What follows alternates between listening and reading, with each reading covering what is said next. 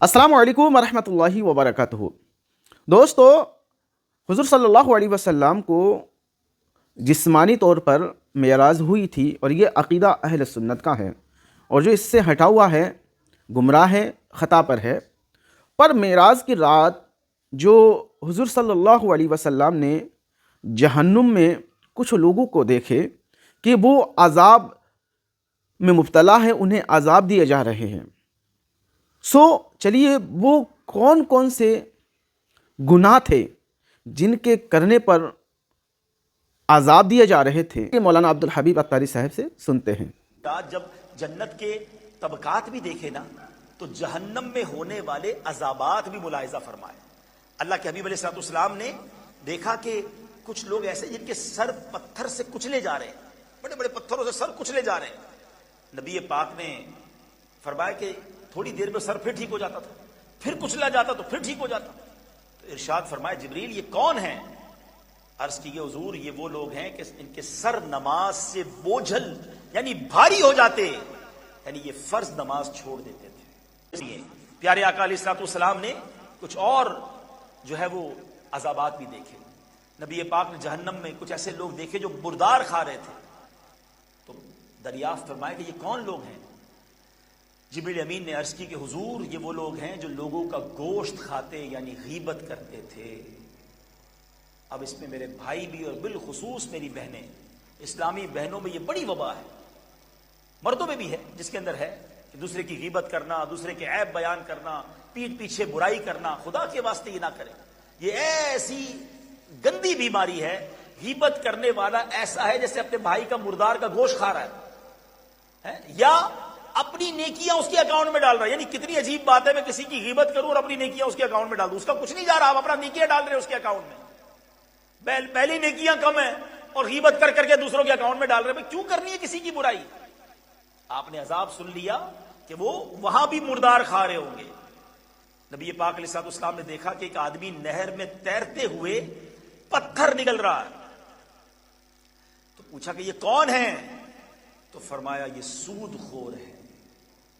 آج برا حال ہے مسلمانوں کا، سود کا کاروبار کر رہے ہیں، انٹرسٹ پر کام کر رہے ہیں، سوچتے بھی نہیں ہیں۔ سود سے دور رہیے، یہ وہ کام ہے۔ میں نے جتنا میرا چھوٹا بہت علم ہے، علماء بیٹھے ہیں کہ دو چیزوں کے بارے میں پڑھا ہے کہ جس میں براہ راست اللہ فرماتا ہے کہ یہ اللہ سے جنگ ہے۔ حدیثوں میں آتا ہے یہ کام وہ ہے جس سے اللہ جنگ کا اعلان فرماتا ہے، ایک سود کا کام کرنے والا اور دوسرا اللہ کے ولی سے دشمنی کرنے والا۔ کبھی کسی اللہ والے سے دشمنی، بلکہ دشمنی تو کسی مسلمان سے نہیں کرنی ہے، کہ ہمیں نہیں پتا نا وہ اللہ والا، کیا پتا ہم کسی بیچارے غریب آدمی کو غریب سمجھ کر کچل رہے ہیں اور وہی اللہ کا کوئی ولی ہو۔ تو سب سے محبت سے پیش آئیں اور بالکل اسی طرح سود کے قریب بھی نہ جائیں۔ نبی پاک علیہ الصلوۃ والسلام نے دیکھا کہ کچھ لوگ وہ تھے جو آگ کی شاخوں سے لٹکے ہوئے تھے۔ فرمایا کون ہے یہ؟ عرض کی گئی اپنے والدین کو گالیاں دیتے تھے۔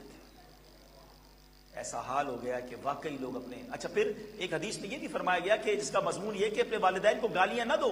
تو صحابہ نے پوچھا حضور اپنے والدین کو کون گالیاں دے گا؟ تو فرمایا دوسرے کے ماں باپ کو گالیاں دیتے ہیں، وہ جواب میں ان کے ماں باپ کو گالیاں دیتے ہیں، یعنی ہماری وجہ سے ہمارے ماں باپ کو گالی پڑی نا، آپ نے کسی کو گالی دی، اس نے آپ کو گالی دی۔ یہ پتہ نہیں کیسا ماحول ہو گیا ہے، زبان پر مسلمان کے کیسے گالی آ سکتی ہے، لیکن نہیں سوچتے۔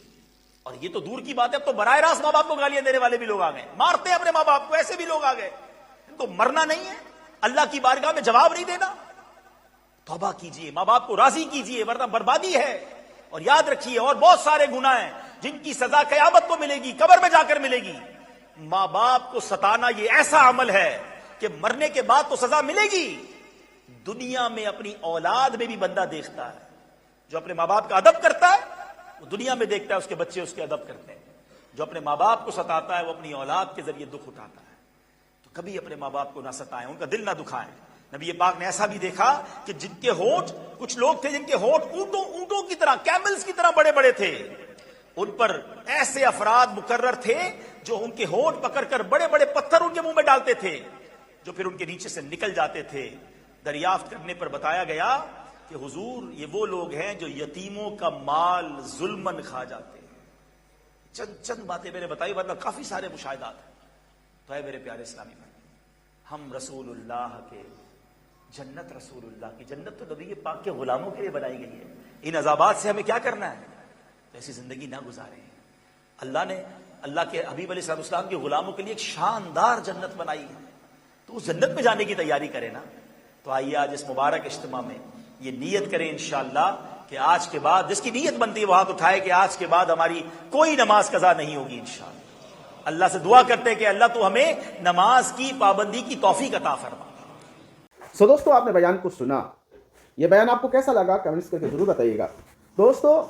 اور شب معراج میں اللہ کے پیارے حبیب صلی اللہ علیہ وسلم نے جن گناہ گاروں کو عذاب میں مبتلا ہوتے ہوئے دیکھا جہنم میں، آپ نے اس بیان میں 2-4 کا سنا کہ تارک نماز، یتیم کے مال کھانے والے، سود خور، غیبت کرنے والے. اس کے علاوہ اور بھی کئی لوگوں کو اللہ کے نبی صلی اللہ علیہ وسلم نے معراج کی شب جہنم میں ملاحظہ کیا.